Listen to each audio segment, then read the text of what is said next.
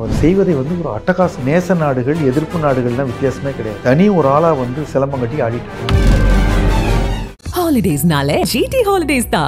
GT Holidays, South India's #1 travel brand. அன்புடன் darling.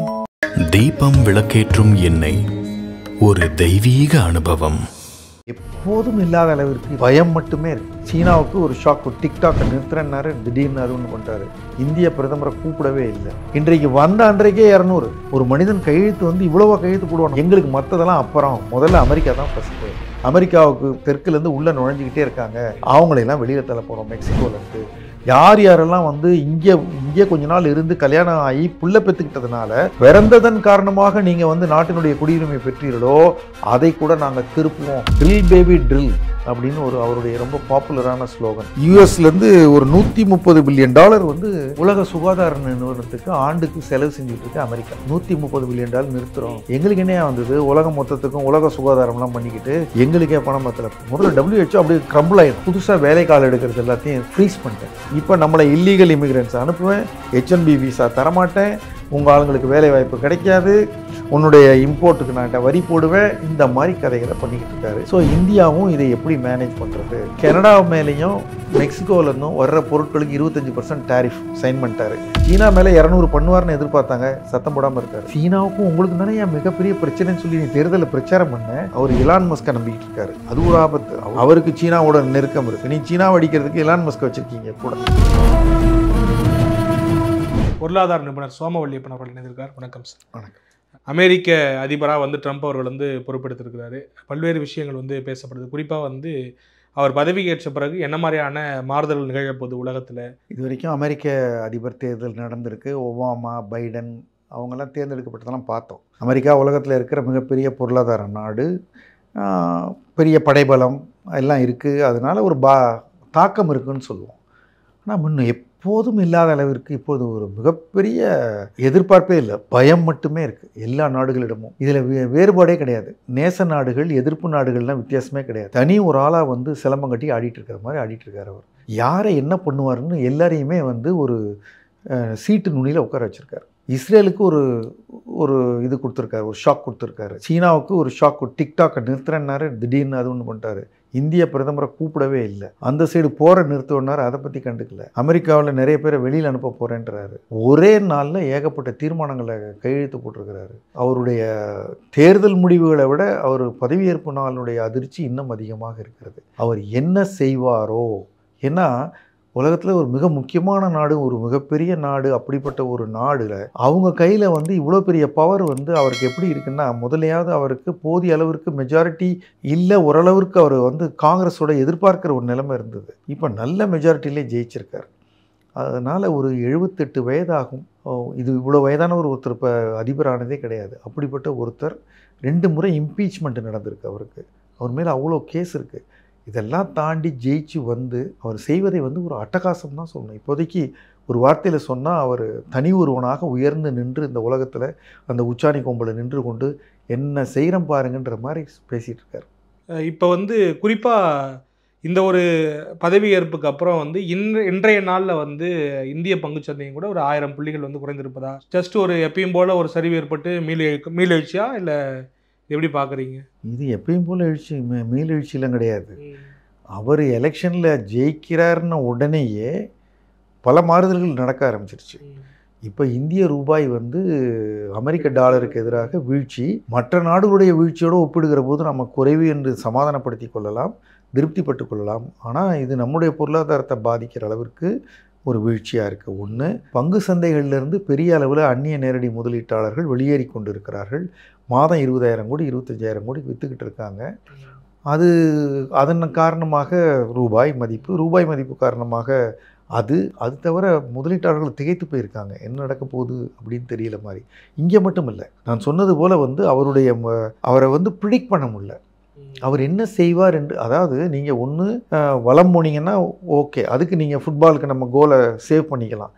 Left side அடிப்பார்னா அந்த side save பண்ணிக்கலாம். இவர் என்ன பண்ணுவாருன்னு தெரியலங்கிற மாதிரி ஒரு நிலைமையில் மார்க்கெட்டுக்கு பிடிக்காத அன்சர்டனிட்டி தான். அது பேட் நியூஸ் ப்ளஸ் அன்சர்டனிட்டி ரெண்டும் சேர்ந்து இந்திய பங்குச்சந்தைகளில் ஒரு சிரமத்தை கொடுத்தது. இப்போ அவர் வந்த உடனே சில முக்கியமான கோப்புகள்லாம் கையெழுத்திட்டு இருக்காரு அப்படிங்கிற மாதிரி கேள்விப்படுறோம்.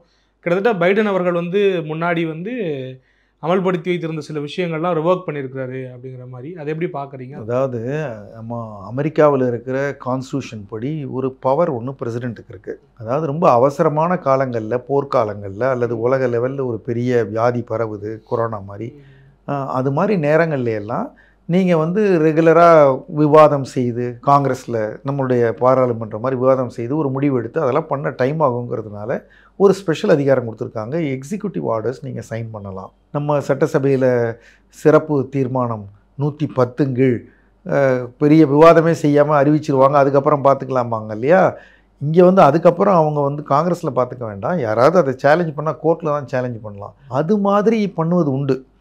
ஒரு ரொம்ப அதிகமாக அதை பண்ணவர் ரூஸ்வெல்ட்டுன்னு சொல்லுவாங்க. ஒரு 12 ஆண்டு காலம் அவருடைய மொத்த பதவி காலத்தில் ரூஸ்வெல்ட் அதிபராக இருந்தபொழுது ஒரு 2000 சொச்சம் ஸ்பெஷல் எக்ஸிக்யூட்டிவ் ஆர்டர்ஸ் 12 ஆண்டில் போட்டார். அப்படி வருஷத்துக்கு பார்த்தீங்கன்னா ஒரு 100 என்னமோ தான் இருக்கும். பைடன் முதல் முறையாக ஒரு இப்போ இருந்தபோது அவர் ஒரு 200 சொச்சம் பண்ணியிருந்தார் ஸ்பெஷல் ஆர்டர்ஸ், எக்ஸிக்யூட்டிவ் ஆர்டர்ஸ்.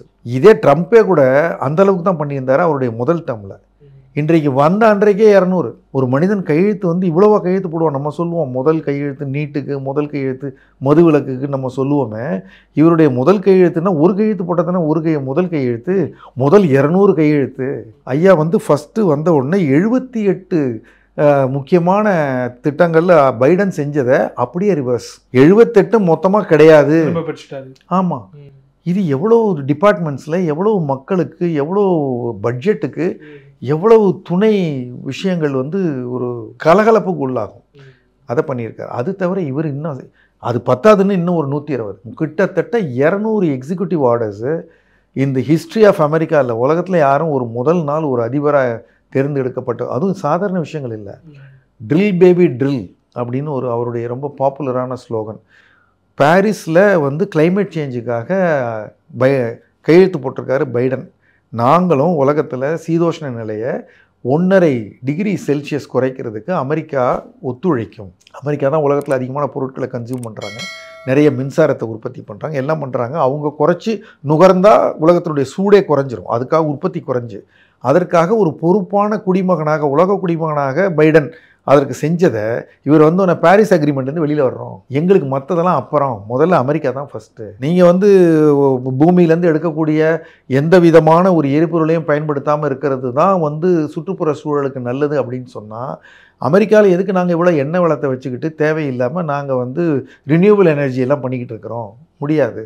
நாங்கள் அமெரிக்காவில் இருக்க எல்லா மாகாணங்கள்லையும் எண்ணெய் எடுக்க போகிறோம். இது தேர்தல் வாக்குறுதி சொன்னார், சொல்லிட்டார். இது பத்தாது என்று அமெரிக்காவுக்கு கீழே தெற்குலேருந்து உள்ளே நுழைஞ்சிக்கிட்டே இருக்காங்க, அவங்களையெல்லாம் வெளியில் தள்ள போகிறோம் மெக்சிகோலேருந்து. யார் யாரெல்லாம் வந்து இங்கே கொஞ்ச நாள் இருந்து கல்யாணம் ஆகி புள்ள பெற்றுக்கிட்டதுனால பிறந்ததன் காரணமாக நீங்கள் வந்து நாட்டினுடைய குடியுரிமை பெற்றீர்களோ அதை கூட நாங்கள் திருப்புவோம் நீங்கள் அங்கேருந்து வந்திருந்தீங்கன்னா என்பது போன்ற பல அதிரடி விஷயங்களை இவர் செய்திருக்கிற எக்ஸிக்யூட்டிவ் ஆர்டரில் சொல்லியிருக்கிறதெல்லாம் யூஎஸ்லேருந்து ஒரு $130 பில்லியன் வந்து உலக சுகாதார நிறுவனத்துக்கு ஆண்டுக்கு செலவு செஞ்சுக்கிட்டு இருக்கு அமெரிக்கா. WHO $130 பில்லியன் நிறுத்துகிறோம். எங்களுக்கு என்னையா வந்தது? உலகம் மொத்தத்துக்கும் உலக சுகாதாரம்லாம் பண்ணிக்கிட்டு எங்களுக்கே பணம் பத்தல, வெளியேறிட்டாங்க. WHO வெளியேறிட்டாங்க. எக்ஸிக்யூட்டிவ் ஆர்டர் போட்டிருக்காரு, இதெல்லாம் நடக்கணும். அதான் இது எல்லாத்தையும் நிறைவேற்றுறதுக்கு இன்னும் எத்தனை வருஷம் ஆகும்னு தெரில. இவர் போட்டிருக்கிற கதைகள் முதல்ல WHO அப்படியே கிரம்பிள் ஆகிடும். $130 பில்லியன் பட்ஜெட் இல்லைன்னா அவன் எப்படி சம்பளம் கொடுப்பான்? அவன் என்னென்ன பண்ணுவான்? அதிரடிகள் தான் பயங்கரம் பண்ணியிருக்காரு. எனர்ஜியில் கனடா மேலேயும் மெக்சிகோவிலேருந்தும் வர்ற பொருட்களுக்கு 25% டேரிஃப் சைன் பண்ணிட்டாரு. சீனா மேலே 200 பண்ணுவார்னு எதிர்பார்த்தாங்க, சத்தம் போடாமல் இருக்காரு. ஜிங்பிங் பேசந்தா சொல்கிறாங்க. இந்த மாதிரி என்ன ஒரு கலாட்டாங்கிறீங்க? முதல்ல வந்து டிக்டாக்கை அதிரடியாக நிறுத்திட்டாரு. சீனா மேலே 200% போட போகிறேன்னாரு. இதெல்லாம் சமீபத்தில் சொன்னார். பதவியேற்பு விழாவுக்கு அவருக்கு அழைப்பு, இந்திய பிரதமருக்கு கிடையாது. இங்கே இந்திய பிரதமர் தோளில் கை போட்டு நான் இந்தியன், ஹிந்து இந்த கதையெல்லாம் சொன்னார். நான் இந்தியாவுக்கு வருவேன்னாரு. இப்போ பிரதமரை கூப்பிடல, ஜெய்சங்கரை கூப்பிட்டதை வச்சு நம்ம ஒரு திருப்திப்பட்டுக்கிட்டு இருக்கோம். அவரை கூப்பிட்டாங்க, முன்வரிசையில் இடம் கொடுத்தாங்கலாம் சொல்கிறோம். அது வெற்றி என்றாலும் கூட பிரதமர் அழைக்கப்படவே இல்லையே. அப்போது அவர் எல்லாரையுமே ஒரு மாதிரி ஒரு நீ எங்களை என்ன நீ யோசிச்சுக்கினே இரு, நான் என்ன நீ யோசிச்சுனே இரு, நான் உனக்கு வேண்டியவனா வேண்டாதவனா சொல்லவே மாட்டேன், ஜாக்கிரதையாரு, எச்சரிக்கையிலே எல்லாரையும் ஒரு பயமுறுத்தலே வச்சுருக்காரு. சீன அதிபரை கூப்பிட்டு அவர் வரலன்ன பிறகு இவர் சீனாவுக்கு போகிறேன்றார். அவர் அழைப்பு போனது பிறகு ஃபோனில் கூப்பிட்டு பேசுகிறாரு. சீனாவுக்கும் உங்களுக்கு தானே என் மிகப்பெரிய பிரச்சனைன்னு சொல்லி நீ தேர்தலில் பிரச்சாரம் பண்ண, அவர் எதுக்கு ஃபோனில் பேசிகிட்டு இருக்க, அவர் எதுக்கு கூப்பிட்டுக்கிட்டு இருக்க, புதுசாக வேலை கால் எடுக்கிறது எல்லாத்தையும் ஃப்ரீஸ் பண்ணிட்டார். இனி இப்போ அவங்க ஏற்கனவே அவன் சிரமத்தில் இருக்கான், இப்போ புதுசாக ஆள் எடுக்க முடியும். இங்கே இந்தியாவிலாம் பப்ளிக் செக்டரில் எடுக்கக்கூடாதுன்னு கொஞ்ச நாள் முன்னாடி சொன்னாங்க. இப்போ அமெரிக்காவில் வந்து டெம்பரரியாக 4 monthsக்கு எடுக்காதீங்கன்ட்டார். நம்ம எப்படி ஒரு ஆட்சி மாறினோடனே, கழகங்களுடைய ஆட்சி மாறினா முந்தைய ஆட்சி மேலே வந்து உடனே ஒரு விசாரணை கமிஷன் போடுவாங்களோ, அது மாதிரி பைடன் அரசு 4 வருஷமாக செஞ்சதெல்லாம் விசாரிக்கணும், கோப்பெல்லாம் பத்திரமா வைங்க. இது வேற நடுவில் இது ஒரு பக்கம் போய்கிட்டு இருக்கு. நிறைய கையெழுத்திட்டாரு நம்ம பார்த்தோம். நீங்கள் நிறைய விளக்கமாக சொல்லியிருந்தீங்க எல்லாத்தையும். இதில் ஏதாவது கூறுகள் வந்து இந்தியாவை நேரடியாக பாதிக்கிற மாதிரியோ, இல்லை இந்தியர்கள் அங்கே வேலை பார்க்குறாங்க இல்லையா, ஏற்கனவே அந்த விசா பிரச்சனைகள்லாம் வந்து பெரிய அளவுக்கு பேசப்படுது, நான் வந்து அதை வந்து குறைக்க போகிறேன், தகுதிகள்லாம் வந்து அதிகப்படுத்த போகிறேன் அப்படிங்கிற மாதிரிலாம் சொல்லியிருந்தாரு. இப்போ அந்த மாதிரி பிரச்சனைகள் சிக்கல்கள்லாம் ஏதாவது எல்லாம் செய்வார். எல்லா இப்போ 4 பக்கமும் கிளப்பி விடுறாரு. அவரால் அவரே ஹேண்டில் பண்ண முடியுமான்னு தெரியல அவருக்கு. எல்லா பக்கமும் பிரித்து விட்டுருக்காரு, எல்லா பக்கத்தையும். இங்கே வந்து இல்லீகல் இமிகிரன்ட்ஸ்னால் இப்போ இந்தியாவிலேருந்து வந்தவங்க இவர் சொல்கிறதே வந்து 1.11 மில்லியனுங்கிறாரு. 1.1 கோடி மக்கள் அமெரிக்காவில் இருக்கிறவர்கள் அமெரிக்காவில் வந்து இருக்க வேண்டியவர்கள் இல்லை. அதில் 17 லட்சம் பேர் இந்தியர்கள். இல்லீகலாக இந்தியர்கள் அங்கே போயிருக்கிறதே 1.5 லட்சங்கிறாரு. சில சேனலில் சொல்கிறாங்க வந்து பஞ்சாபிஸு குஜராத்திஸ் தான் அதிகம்ன்றாங்க, அவங்கெல்லாம் திருப்பி அனுப்புவேன்றாரு. இந்தியா வந்து டேரிஃப் கிங்குன்னு சொல்கிறாரு. நம்ம மேக் இன் இண்டியான்னு நம்ம ஏதோ இந்தியாவை மேலே தூக்கிட்டு வந்துடலான்னு பார்த்தோம், அவர் அமெரிக்கா ஃபஸ்ட்டுன்ட்டார். இப்போ நம்ம பக்கம் நம்ம எந்திரிச்சு நின்று ஒரு சிங்கத்தை வச்சுருக்கோம், மேனுஃபேக்சரிங் கிங்குன்னு. அவர் இப்போ அமெரிக்காவில் தான் எல்லாம் பண்ணுன்றாரு. அப்படின்னா என்ன, சீனாவிலேருந்து வர்றவங்களாம் எங்களுக்கு வா, நான் சீனாவிலேருந்து இனி பண்ண போகிறது கிடையாதுங்கிறாரு.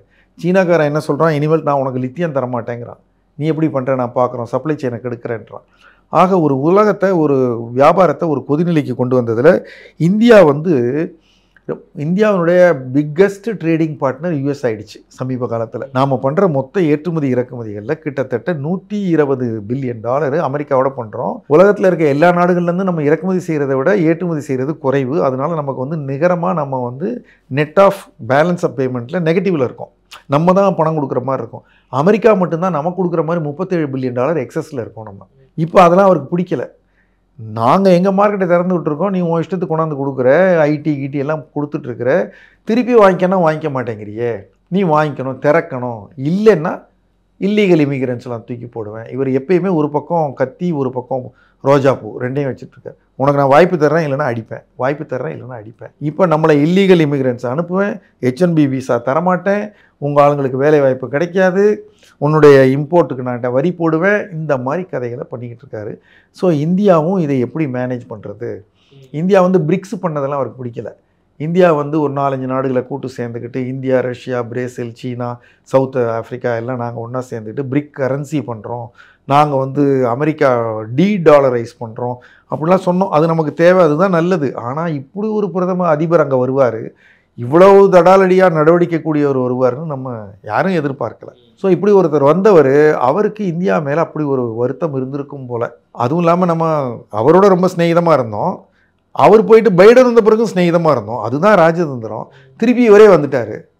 இவருக்கு பிடிக்காத அரசியல்வாதி போல் இருக்குது, இவரை மட்டும்தான் பிடிக்கணும், இவர் இடத்துல யார் வந்தாலும் பிடிக்காதுங்கிறது நமக்கு சில அரசியல்வாதிகளை ஞாபகம் வரும், அப்படி இருக்கார் போல் இருக்குது. கடைசியாக ஒரு கேள்வி என்னன்னாக்கா, அவருடைய ஃபஸ்ட் டேர்ம்லேயுமே வந்து இந்த மாதிரி நிறைய அதிரடி அறிவிப்புகள்லாம் பார்த்தோம், ஆனால் பெருசாக எக்ஸிக்யூட் பண்ண முடியல. அந்த கடந்த 4 ஆண்டுகளில் அவர் பண்ணது என்னமோ ரொம்ப குறைவு தான் அப்படிங்கிற மாதிரி தான் நம்ம பார்க்குறோம். மேபி அது போல் இப்போ வந்த உடனே அதிரடியாக சில அறிவிப்புகள் கொடுக்குறாரு, அதுக்கப்புறம் பெருசாக அதை எக்ஸிக்யூட் பண்ண முடியும்னு நினைக்கிறீங்களா? இல்லை நீங்கள் சொன்ன மாதிரி இப்போ சைனா ஒரு பக்கம் நான் சப்ளை செயினை வந்து கட் பண்ணுவேன்றாங்க, இந்தியாவும் அந்த மாதிரி ஏதோ ஒரு நடவடிக்கை எடுக்கலாம், எங்கள் மேலே நீங்கள் அழுத்தம் கொடுத்தீங்கன்னாக்கா நாங்கள் ஏதோ ஒரு அழுத்தம் உங்களுக்கு கொடுப்போம், அந்த மாதிரி உலக நாடுகள் எல்லாம் வந்து அமெரிக்காவின் மீது அழுத்தம் செலுத்துகிறப்ப வந்து ஒரு பின்வாங்கிறதுக்கான சூழல் ஏதாவது இருக்குமா?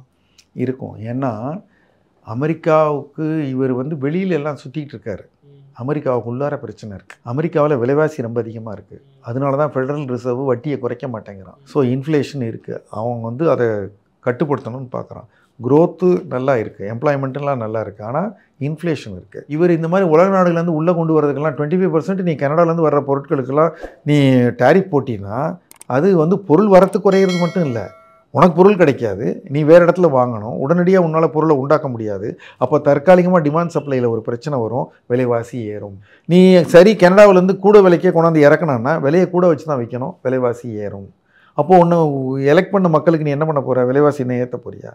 அப்போது அவருக்கு நிஜம் கடிக்கும், அவருக்கு அப்போ உண்மை உணர்வார் அவர். அது தவிர இவருடைய போக்கே என்னென்னா, ஒரு மிகப்பெரிய பிரச்சனையை சொல்லிவிட்டு டிக்டாக்கை பேன் பண்ணிவிட்டு அப்புறம் அலோவ் பண்ணிவிட்டு பேச்சுவார்த்தைக்கு வர்றது. இந்த பெஸ்ட் டிஃபென்ஸ் இஸ் அஃபென்ஸ்ன்னு சொல்லுவாங்க. அடிக்கிறது தான் நல்ல தற்காப்பு. முதல்ல எடுத்தோன்னே 10 பேர் அடிக்கிற மாதிரி கிளம்ப வேண்டியது, அப்புறம் சமாதானம் மாதிரி உட்காந்து பேச வேண்டியது.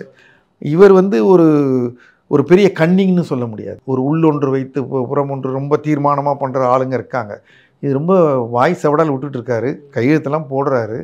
அதற்கப்புறம் என்ன நடக்குது, நீங்கள் சொன்ன மாதிரி ஒரு யதார்த்த நிலைக்கு அவர் வரலாம். அவருடைய பட்ஜெட்டு, அவர் ஒரே சமயத்தில் இவ்வளோத்தையும் ஹேண்டில் பண்ண முடியாத நிலைமைகள், அவர் எடுத்துக்கிட்டு இருக்க ஆட்களே அவரை கொஞ்சம் அடக்குவாங்க. அவர் இலான் மஸ்கை நம்பிக்கிட்டு இருக்காரு, அது ஒரு ஆபத்து. அவர் ஒரு பெரிய வியாபாரி, அவருக்கு சீனாவோட நெருக்கம் இருக்குது. நீ சீனாவை அடிக்கிறதுக்கு இலான் மஸ்கை வச்சுருக்கீங்க கூட. இது மாதிரி முரண்பாடுகளும் உள்ளே இருக்குது. அதனால் மொத்தத்தில் இப்போ ஒரு பெரிய கலட்டா சிலம்பம் சுற்றிக்கிட்டு இருக்காரு. என்ன பண்ணுவார்னு கைகளை கோர்த்து கொண்டு கவலையோடு உலகம் பார்த்து கொண்டு இருக்கிறது. திரும்ப மீண்டும் இது போல ஏதாவது சம்பவங்கள் நடக்கும் பொழுது சந்திப்போம். நன்றி. Holidays nale GT Holidays da. GT Holidays, South India's #1 travel brand. அன்புடன் டார்லிங். தீபம் விளக்கேற்றும் எண்ணெய் ஒரு தெய்வீக அனுபவம்.